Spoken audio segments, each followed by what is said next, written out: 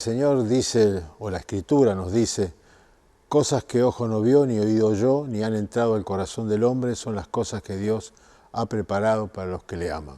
Es una promesa hermosa que tiene una connotación muy profunda porque tiene que ver con la revelación de Dios.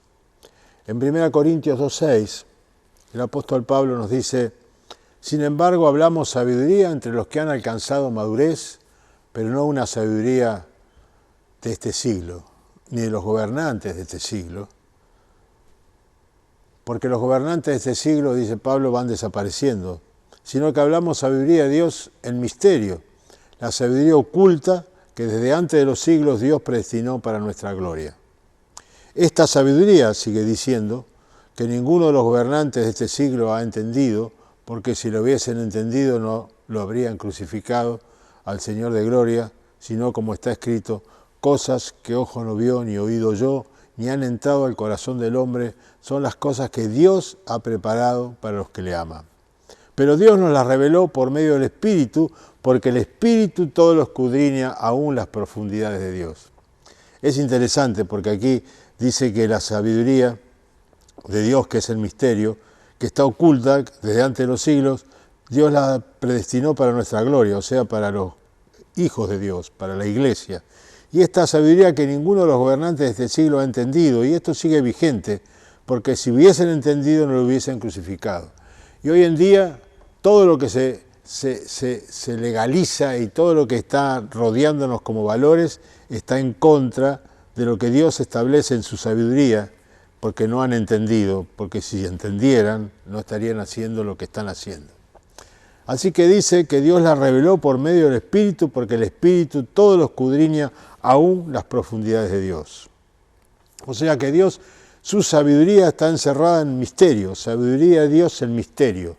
La revelación del misterio está reservado solamente para los que buscan más de Dios.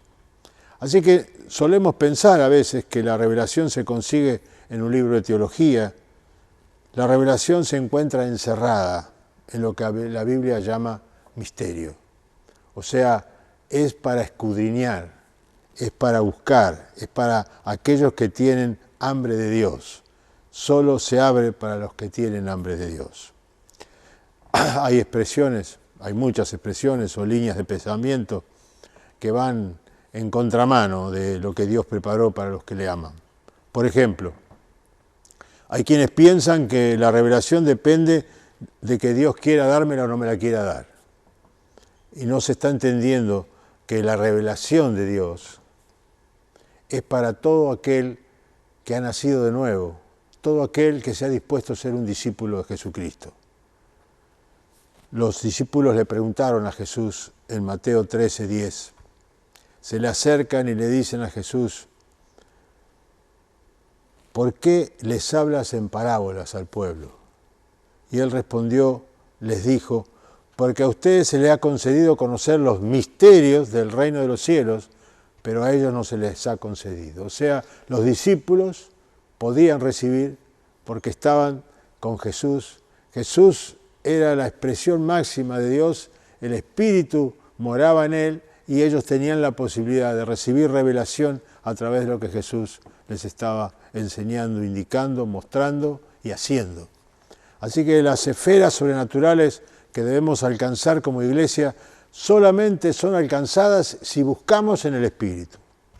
O sea, buscando más del Espíritu Santo es la única forma que podemos alcanzar estas esferas sobrenaturales que tienen que ver con la revelación de Dios. Porque tenemos que entender que la fe es proporcional a la revelación que hemos alcanzado.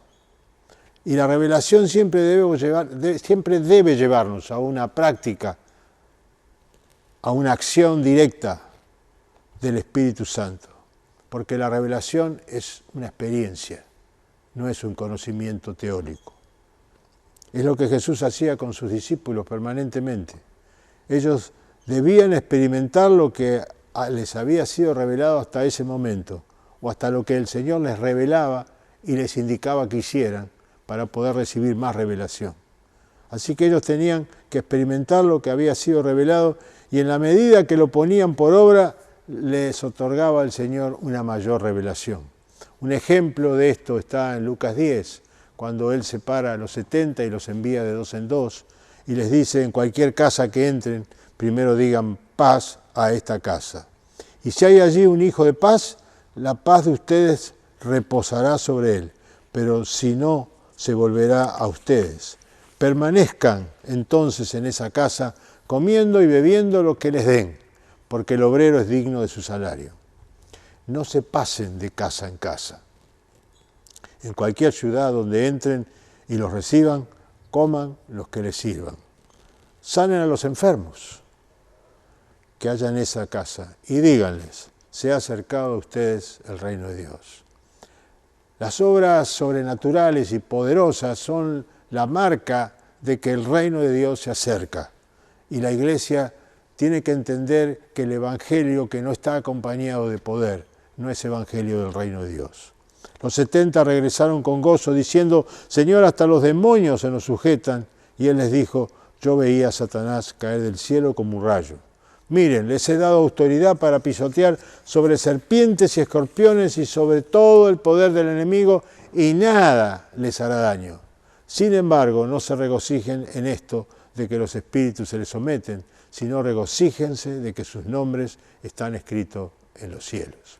El Señor les está abriendo el panorama, les está dando una mayor revelación en base a que ellos accionaron en el Espíritu, están recibiendo. En base al Señor les había revelado algo, les dio un mandato de lo que les revelaba y ellos están recibiendo más de lo que esperaban recibir. Es más, tienen una experiencia de revelación que además de sanar enfermos, ellos pudieron echar fuera demonios. Jesús nos les dio un mandato que no tuviera una implicancia. Tenía una implicancia de que ellos siguieran creciendo. Hay algo que el Señor siempre quiere de sus hijos y es un mayor crecimiento, una mayor madurez, una mayor profundidad espiritual, una mayor revelación de los misterios de la sabiduría de Dios que están escondidos para los que no creen. Así que Jesús les dio el mandato de hacer, Jesús les dio más de lo que habían experimentado, les dio una mayor revelación, recibieron una mayor revelación de la que Él les había dado. La obediencia de lo que ya nos fue revelado es lo que nos capacita para recibir más de Dios. La obediencia es la que demuestra que yo quiero más del Espíritu. La obediencia es la que me hace buscar, porque recibo en base a lo que busco y al encontrar anhelo más, porque en Dios siempre hay más. Así que la obediencia es la que demuestra que quiero más del Espíritu. Es la que se llama, eso es lo que se llama, poner en práctica la revelación. Esto está acorde con la exhortación del apóstol Pablo con respecto a renovar la mente. El apóstol insiste una y otra vez con la renovación de la mente. Él nos habla en varios pasajes de la Biblia de que es necesario que el espíritu de nuestra mente sea renovado. Y está diciendo, y no se adapten a este mundo, dice en Romanos, sino transfórmense mediante la renovación de su mente para que verifiquen cuál es la voluntad de Dios, lo que es bueno, aceptable y perfecto. No es leer un apunte lo que Pablo les está diciendo. No es tener claridad sobre un pasaje bíblico, sobre un versículo de la Biblia. Es una experiencia a la que Pablo está llamando a la iglesia, la experiencia de una búsqueda en el Espíritu para recibir más de Dios. La renovación de la mente que viene por revelación del Espíritu es la que nos lleva a una experiencia nueva en Dios. Yo recuerdo cuando con mi esposa nos inquietábamos por ver necesidades en las personas, por ver personas oprimidas, por ver personas que no podían avanzar espiritualmente, y empezamos a indagar y recibimos la inspiración al ver que había distintos tipos de opresiones y de necesidades en la gente, y empezamos a indagar y recibimos una inspiración de ministrar confrontando al mundo espiritual. Y cuando asumimos y pasamos a la acción, se nos presentaron situaciones en las que le tuvimos que creer a Dios y le creímos a Dios y accionamos, y a partir de ese momento el Señor nos otorgó una mayor revelación del mundo espiritual y de sus artimañas que nos fue sirviendo para deshacer las obras del diablo que estaban oprimiendo a las personas. Podemos tener momentos de inspiración, pero no debemos quedarnos con la inspiración. La inspiración nos tiene que llevar a la revelación, y para que la revelación sea concretada necesitamos pasar a la acción en base a la inspiración recibida. Podemos tener esos momentos leyendo las Escrituras o escuchando una predicación, pero si no avanzamos hacia el próximo paso, el proceso se estanca y no se produce la revelación. Jesús declara en Juan capítulo 5, versículo 39, hablando con los fariseos que tenían un conocimiento pleno de la Escritura. Ellos la sabían perfectamente, ellos conocían el Antiguo Testamento. El Antiguo Testamento hablaba de Jesús, el Antiguo Testamento hablaba del Mesías, pero ellos no tenían revelación para darse cuenta, intentaban matar a Jesús. Y Jesús les responde: ustedes examinan las Escrituras porque piensan tener en ellas la vida eterna, y son ellas las que dan testimonio de mí. Le está diciendo: ustedes no tienen revelación. Jesús está diciendo que la revelación es la que nos lleva a encontrarnos con Dios. Si esto no sucede, nos transformamos en simples religiosos.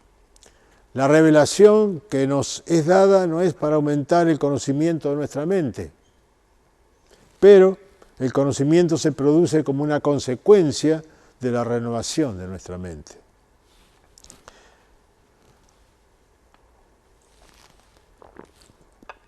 Simplemente porque obra en nuestro espíritu, porque la revelación obra de espíritu a espíritu, del Espíritu Santo a nuestro espíritu, obra en nuestro espíritu como revelación espiritual. Así que podemos tener mucho conocimiento bíblico, podemos ser elocuentes, podemos tener mucho aprendizaje, infinidad de información y no saber nada del reino de Dios, ni estar recibiendo ninguna transformación de vida, ni revelación. ¿Por qué? Porque la revelación es la que nos hace vivir diferente, nos hace pensar diferente. La revelación nos hace que nosotros encaremos la vida desde otro ángulo, desde otra manera de vivir. Podemos creer, la revelación me hace vivir de una manera diferente, pensar diferente, procurar estar lleno del poder del Espíritu Santo para mantener la mente renovada. Podemos creer lo que la palabra declara con respecto a la sanidad y los dones, pero nunca ver que sucedan o no querer practicarlos. Pensar que es para algunos especialistas. Hoy todavía hay quienes dicen estar de acuerdo que estas cosas sucedan si es voluntad de Dios. Eso es tener una revelación intelectual. Es creer en el concepto, pero no practicarlo. Es no poder dar ninguna prueba de validez en su experiencia personal. No poder enseñarle a nadie, porque la revelación, insisto, es una experiencia.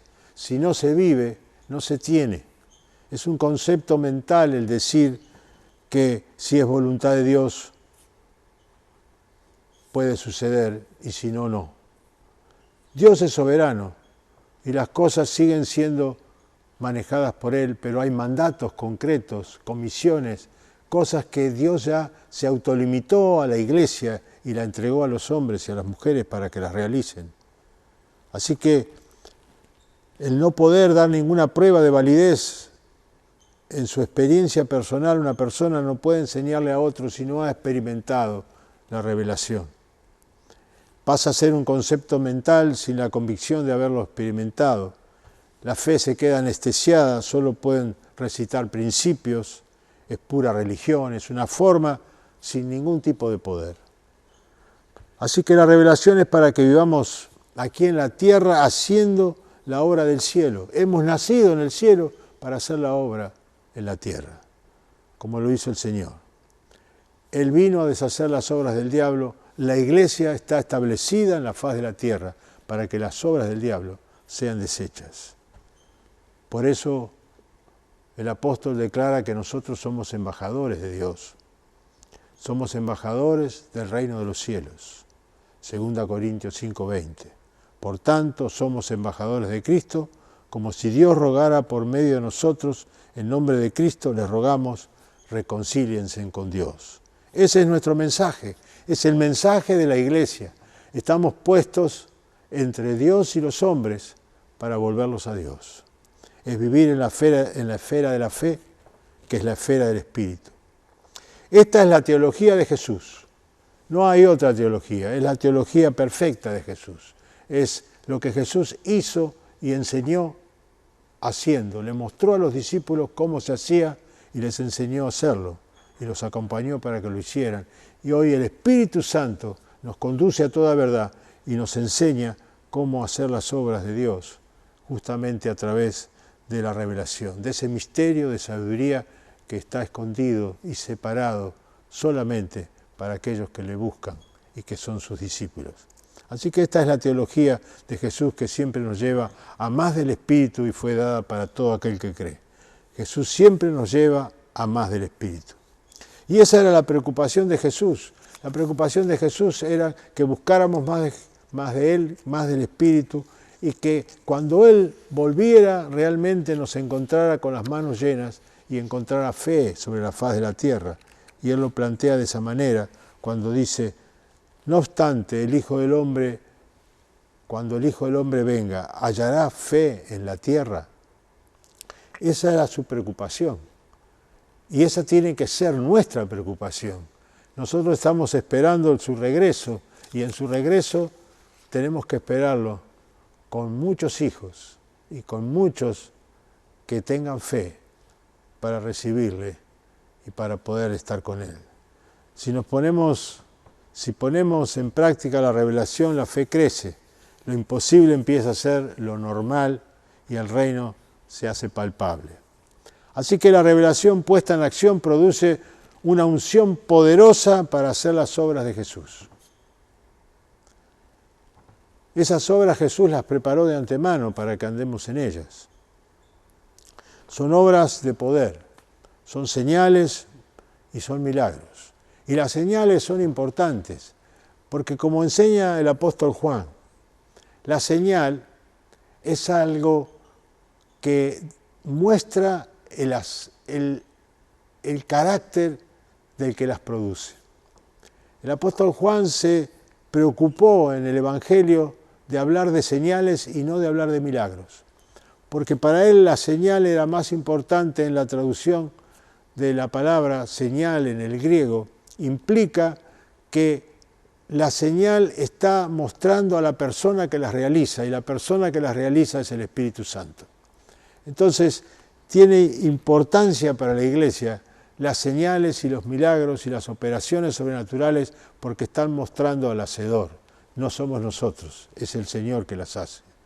Entonces, la revelación puesta en acción produce esa unción de poder para hacer obras que Jesús preparó de antemano, señales y milagros.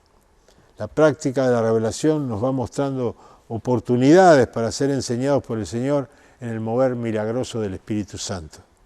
En estos tiempos malos que corren, tiempos difíciles, como dice la Escritura, necesitamos una mayor revelación de la sanidad divina.